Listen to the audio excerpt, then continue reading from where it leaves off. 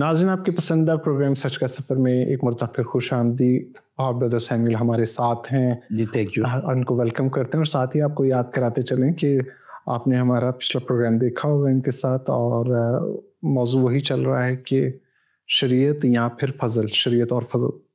और हाँ, ये जो मसीहानिक एक हमारे यहाँ फ़िरका उठा है, उनकी जो तालीमात हैं वो हमें दोबारा से हम उसकी शरीयत किताबें करना चाहते हैं। और भाई सैमुअल ने समझा कि इस पर बहस शुरू की जाए, दावत फ़िक्र दी जाए, ताकि हम अपनी उस पैगाम को समझ सकें, उनके मायने को समझ सकें कि हम अपनी पाक किताब को अंजील क्यों कहते हैं। अगर हम ये जो किताब हमारे पास है, जो मजमूआ है कुतुब का, उसको अंजील कहते हैं, तो फिर उसके अंदर झांकना बड़ा ज़रूरी है। क्योंकि अगर ऐसा नहीं है तो अहद अतीकी काफ़ी था, कुछ तो हुआ है। अब जो चर्च की बुनियाद है उसके बारे में लोग जो ये कहते हैं कि जो जनाब मसीह के जो शागिर्द थे, उनके बारे में जो खाका खींचा गया है, वो अगर उसके मुताबिक उनको सामने रखा जाए तो इतनी बड़ी तब्दीली, इतने बुज़दिल शागिर्दों का अपनी जान देने तक वफ़ादार हो जाना, वो किसी बड़े वाक़े की निशानदेही करता है। वो वाक़या जो है हम उसको समझते हैं वो फ़ज़ल का वाक़या। क्या शरीयत खुदा के रहम से मुतसादिम है? पहला सवाल है हमारा। जी। खुदा के जो एट्रीब्यूट्स हैं, डिवाइन एट्रीब्यूट्स, जी, जी। उनके बारे में दो चीज़ें हमें ज़हन में रखनी है कि वो आपस में हार्मोनाइज्ड होकर काम करते हैं। मिसाल के तौर पे अगर खुदा किसी जगह पर तरस और रहम ज़ाहिर करे, किसी पर तरस खाए, फजल करे, रहम करे, तो वो अपने मुनसिफ होने की जो क्वालिटी एट्रीब्यूट है उसको कभी माइनस नहीं करे। उसको ना खोए, वो खो सकता ही नहीं खोता। यानी खुदा के जितने एट्रीब्यूट्स हैं वो हार्मोनाइज्ड हैं और वो इकट्ठे काम करते हैं। ऐसा नहीं हो सकता कि खुदा एक वक्त में रहीम हो और वो उस वक्त मुनसिफ ना हो, या मुनसिफ हो तो उस वक्त वो रहीम ना हो। तो खुदा की तमाम जो क्वालिटीज़ हैं, क्वालिटीज़ का नाम तो खैर इंसानों के लिए दिया जाता है, एट्रीब्यूट्स कह लें या औसाफ कह लें, डिवाइन जो एट्रीब्यूट्स हैं वो आपस में हार्मोनाइज्ड हैं। इसका मतलब है कि जो शरीयत है वो खुदा के रहम से मुतसादिम तो नहीं है, लेकिन उसमें खुदा के रहम को हासिल करने का तरीका ह्यूमन एफर्ट से है। हम मुतसादिम इंसान क्यों नज़र आता है? क्योंकि शरीयत के ज़रिए से या शरीयत पर अमल करके कोई रहम हासिल कर नहीं पाया। शरीयत के अमाल से कोई शख्स उसके हजूर रास्तबाज नहीं ठहरता या नहीं ठहरेगा।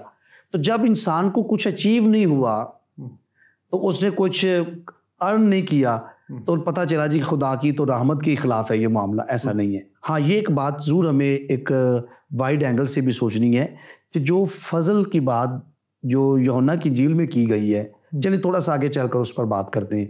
अभी थोड़ा सा इस बात को ज़रा आगे बढ़ाते हैं। तो शरीयत में रहम तो है, बल्कि यहाँ तक लिखा है कि अगर तुम इस बात को जानते हो, इसके मायने समझते कि खुदा कुर्बानी नहीं बल्कि रहम पसंद करता है।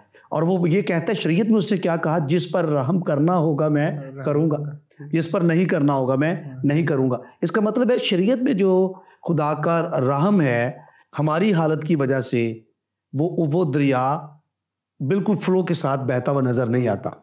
लेकिन शरीयत को ये कहना कि वो खुदा के रहम से, लेकिन हुक्म का मंशा जिंदगी, इस जो शरीयत जो हुक्म इसका जो इसकी अल्टीमेट जो आरजू है वो जिंदगी, इंसान जिंदगी पाए, लेकिन हो नहीं सकता था। खुदा ये भी जानता था हो नहीं सकता था। ये हमने पिछली किस्त का अपना एंड यहाँ पर किया था कि जब खुदा को पता था कि इंसान अमल नहीं कर सकता तो उसे शरीयत दी क्यों? इसीलिए तो दी कि इंसान को पता चले कि मैं अमल नहीं कर सकता, अपने एफर्ट से निजात या रास्तबाजी कमा नहीं सकता, मुझे खुदा के फजल और खुदा के रहम की जरूरत है। तो शरीयत में जो खुदा का रहम आपको नजर आता है, नंबर 1 वो ह्यूमन एफर्ट।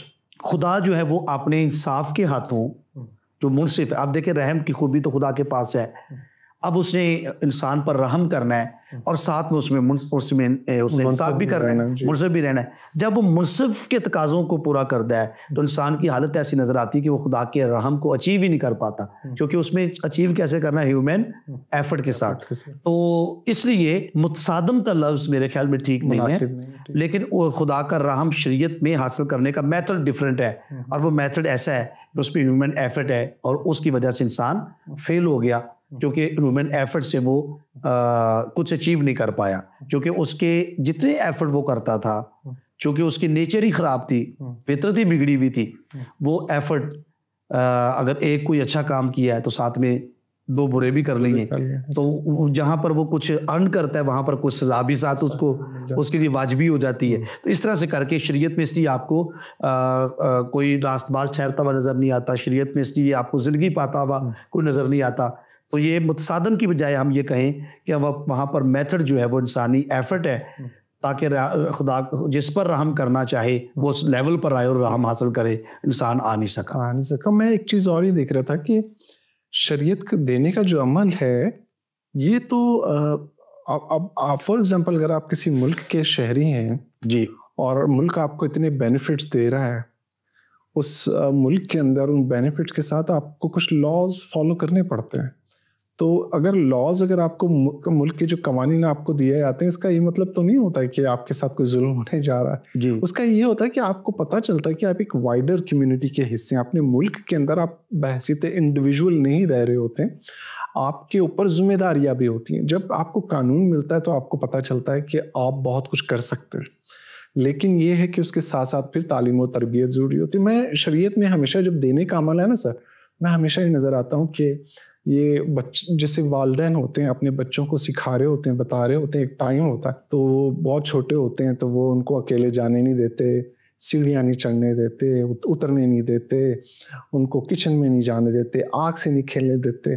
फिर एक टाइम आता है कि वो उसको जब समझना शुरू हो जाते हैं, उनको तालीम और तरबियत देते हैं तो वो सारी चीज़ें हो जाती हैं। तो ऐसा हरगिज़ भी नहीं है कि जैसा यहाँ पर पेश किया जाता है और एतराज़ किया जाता है, मसीहों को फंसाने की कोशिश की जाती है, जैसे जनाब मसीह को फ़कीह फरीसी फंसाया करते थे, उसी तरह जो अब आज जिस तरह की जो बिदती फ़िरके हैं वो उन मसीहों को जो कलाम मुक़द्दस से वाक़फ़ियत नहीं रखते, अपनी डॉक्ट्रिन से वाक़फ़ियत नहीं रखते, वो बड़ी आसानी से फंस जाते हैं। वो इन चीज़ों को इन प्रोग्राम के ज़रिए से जो आप लेकर आए हैं, खुदा करे कि वो इन बातों को समझें कि चीज़ों को, उन टर्म्स को किन बुनियादों पर समझना चाहिए और किस तरह से सवालों जो गलत सवाल हैं उनको ठीक करके आपने मद्दे मुकाबिल जो लोग हैं उनको जवाब दे पाएँ, ताकि सही मसीह ईमान पर कायम रहने वाले हों। अगले सवाल की तरफ चलते हैं।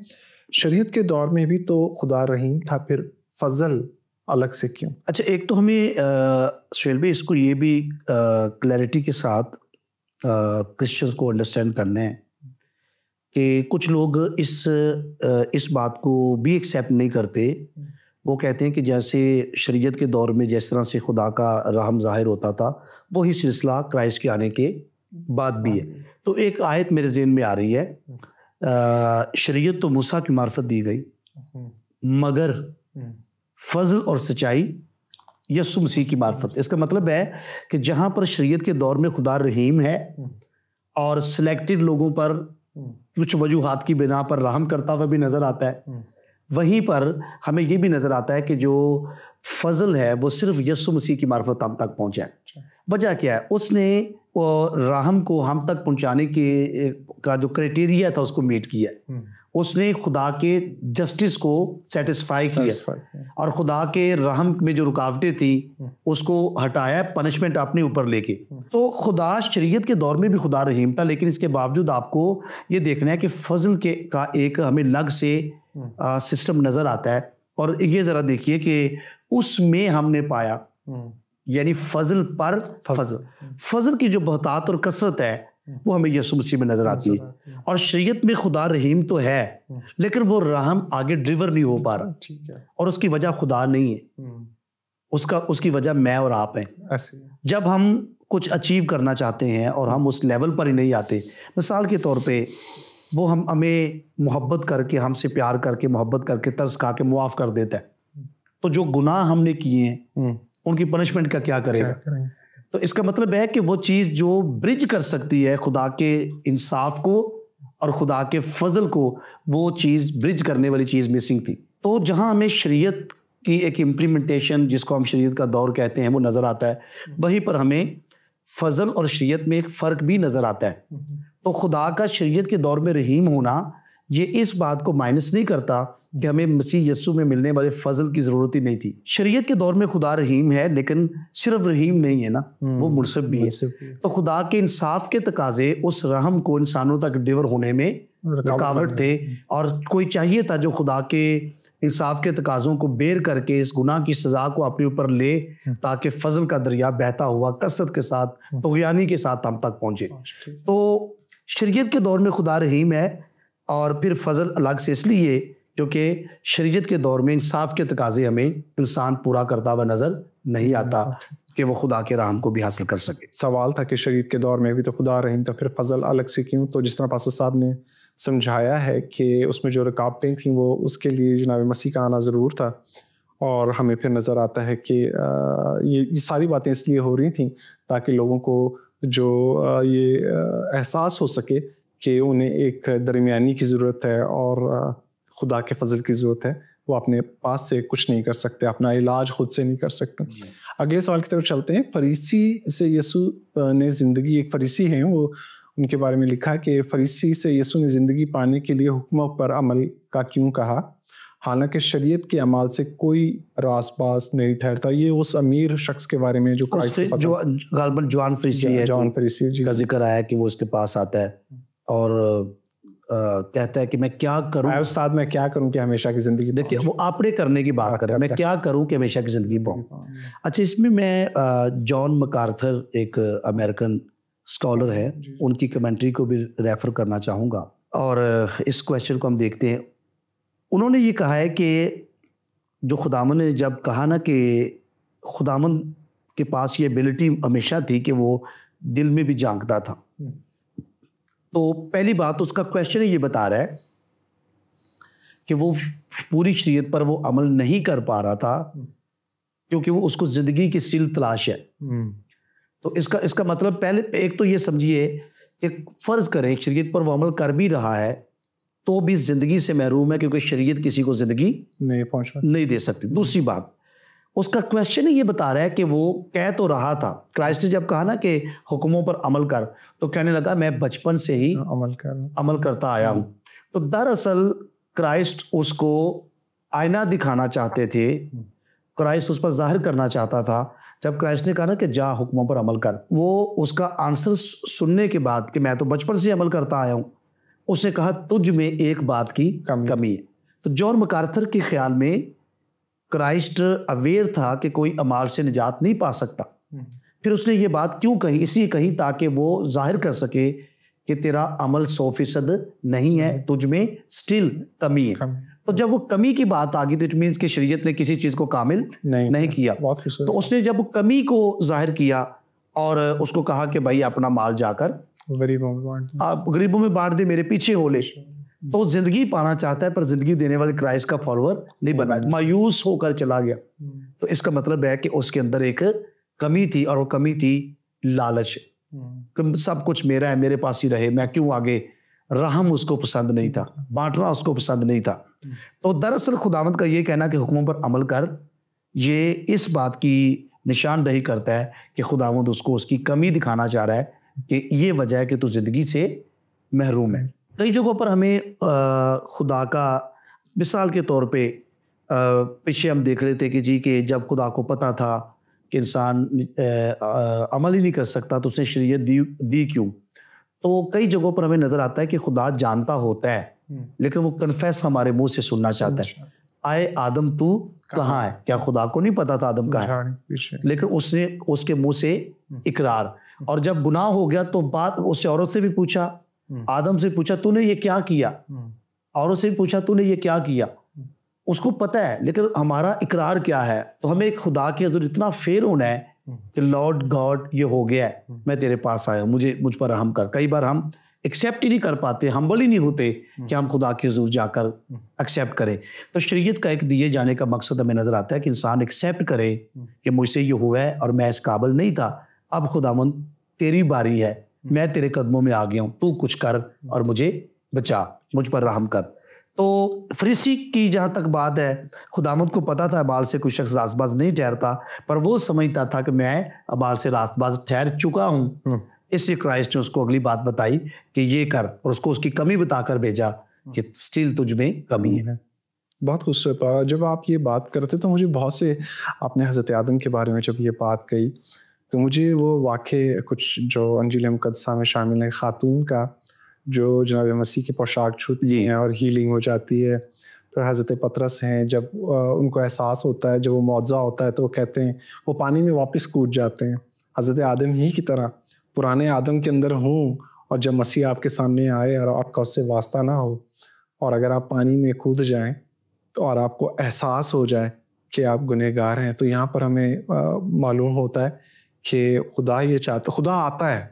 आप ये देखिए ओल्ड टेस्टमेंट में भी हज़रत आदम जो हैं उनको खुदा की आवाज़ सुनाई देती कि आदम तू कहाँ है। जनाब मसीह भी जब आते हैं, पतरस कूद जाते हैं, फिर उनको बोलते हैं आ जाएं और फिर गुफ्तगू करें। और वो जो खातून हैं उनको भी बुलाया जाता है, हीलिंग हो गई, सब कुछ हो गया, फिर वो कहते हैं आए, क्योंकि बड़ा ज़रूरी है कन्फेस करना। जो आप बात कर रहे जी, कन्फेस करना, आपको जो खुदा की जो बरकत मिलती है, जो फजल मिलता है, जो निजात का प्रोसेस शुरू होता है जब आप शरीयत की, आप ये सोचें सर कि वो खातून अगर शरीयत पर अमल करती है वो सारी उम्र पे करती रहती है और उसी बीमारी में मर जाती। सोचने की बात जी, क्योंकि एक शरीयत के फॉलोअर के लिए तो पॉसिबल ही नहीं था कि वो उस बुरी हालत में जिसमें वो नमाज नहीं पढ़ सकती, इबादत नहीं कर सकती, वो जाए और एक रबी की पोशाक को छुए। रबी तो वैसे ही किसी को संसार करने के काबिल है, वो छूती है, वो पाक हो जाती है, जो मसीह बुलाते हैं।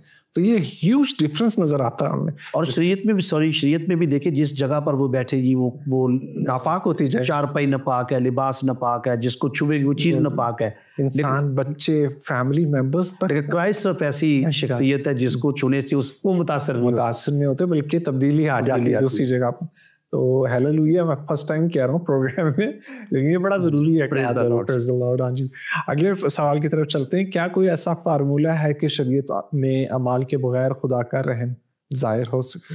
देखिए, शरीयत की हदूद में रहकर तो ऐसा कोई फार्मूला नहीं है कि अमाल कंसीडर, शरीयत के कोई मतहत भी हो, उसके अमाल कंसीडर ना हो और उस पर खुदा उसके अमाल को दरगुजर करके उस पर खुदा रहम करे। शरीयत की देखिए, हमें किसी चीज़ के मैंडेट को बहुत ज़रूर समझना है। शरीयत का जो मैंडेट है वो ये है, इंसान के अमाल को नापे तोले, अमाल को दुरुस्त करे। ऑल दो गॉड नोज कि ये पॉसिबल नहीं है, फिर भी वो करता है ताकि इंसान को बावर करवाए, जताए कि तुझे इस तरह से नहीं तो बच सकता, तुझे किसी और डोर से दाखिल होना है। वो दरवाज़ा यसु मसीह है, मसीह तक लाने के लिए खुदावंद ये करता है। तो शरीयत के मतहत जो जब तक शरीयत लागू थी, लोग शरीयत के मतहत थे, उस वक्त तक कोई ऐसा फार्मूला नहीं था कि शरीयत और रहम इकट्ठे हो जाएं।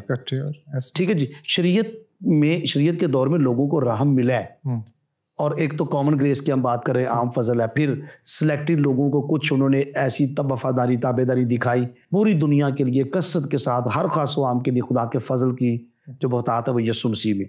तो शरीयत में तो ऐसा कोई फार्मूला नहीं है, लेकिन शरीयत के बगैर हमें एक चीज़ नज़र आती है, वो क्या है? क्राइस्ट ने उस गैप को ब्रिज किया। अब हुआ क्या, खुदा हमारे लिए टर्म यूज होती है justified, believers are justified, justification. ये जस्टिफिकेशन जिसको उर्दू में हम तस्दीक कहते हैं, ये हमारी निजात का फर्स्ट स्टेप है। ये क्या चीज़ है?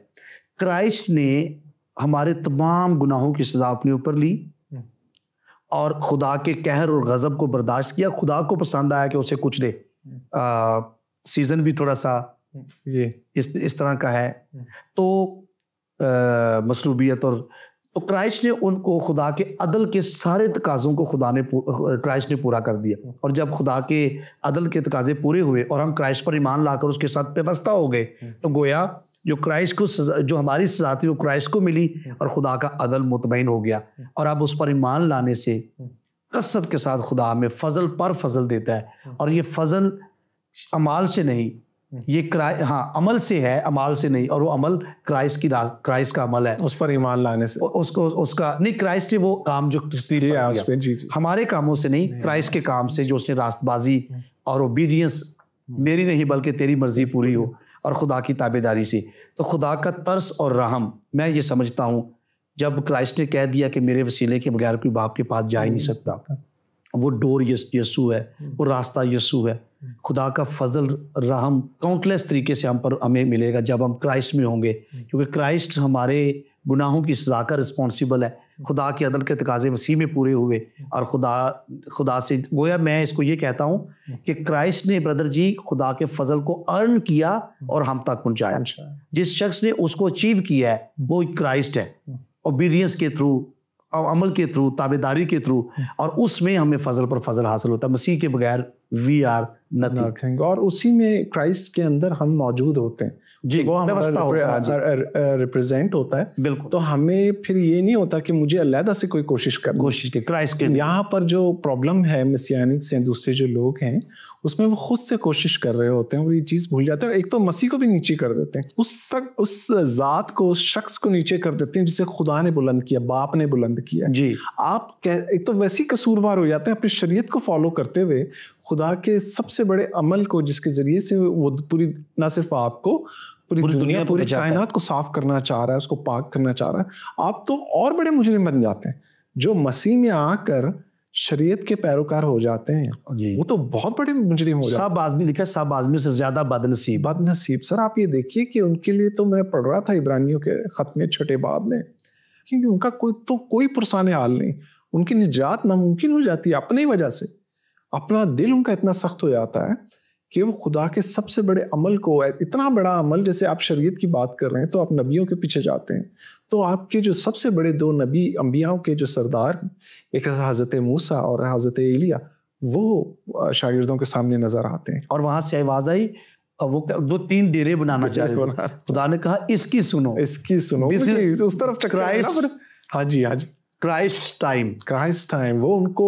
और हज़रत पतरस अभी उसमें मैं तफसीर पढ़ रहा था और बड़ा खूबसूरत है, कह रहे हैं हज़रत पतरस अभी गुफ्तगू जारी रखे हुए होते हैं, खुदा की आवाज़ इंटरप्ट करती है और बोलती है बस भाई बस भाई मेरा है, ठीक है। वो के उनको रोकते हैं उधर और फिर कहा जाता है ये मेरा बेटा, इसकी सुनो। ये क्योंकि शरीयत और अंबिया यूहन्ना तक रहे, अब मसीह आ गया है, अब इसकी सुनो, आप इसकी सुनिए। तो ये एक आप देखिए कि उस वक्त भी जो गलत फहमी है, जब इस तरह की चीज़ें हमारे सामने आती हैं तो हमारे जो गलत ख्याल हैं हमारे दिलों से बाहर आ जाते हैं, उसमें कोई बुराई नहीं है। अगर आप कुछ शेयर करते हैं थॉट और पूछना चाहते हैं उसमें कोई बुराई नहीं है, लेकिन अगर आप अपने ख्यालात जो गलत तफासिर का नतीजा है उस पर कायम हो जाते हैं, वो हमेशा की ज़िंदगी की मौत का बाइस है।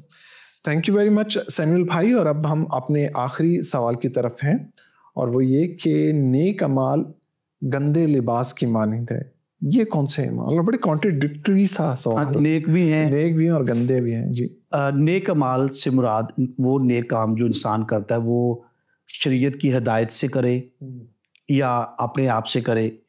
अब इसको हम इस तरह से देखते हैं कि मैं इसकी एक मिसाल से अक्सर इस बात को समझाता हूँ।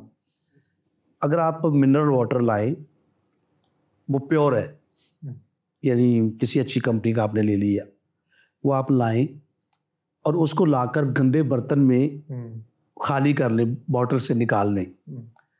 अब वो इटसेल्फ तो अच्छा ही था, बॉटल में था, अपनी पैकिंग में था, प्योर था, लेकिन आप उस गंदे बर्तन की वजह से जिसमें जर्म्स थे, गंदगी थी, वो क्या हो गया है, अब वो प्योर नहीं रहा जी, खराब हो गया वो। इसी तरह जब इंसान पुरानी फितरत रखता है, पुरानी जिबिलत रखता है, गुनाह उसके अंदर बसा हुआ है, उसकी सरिश्त में गुनाह है, मरूसी गुनाह है, और ख़ुद भी अपने माल से वो गुनाह के काम करता है, बदी के काम करता है।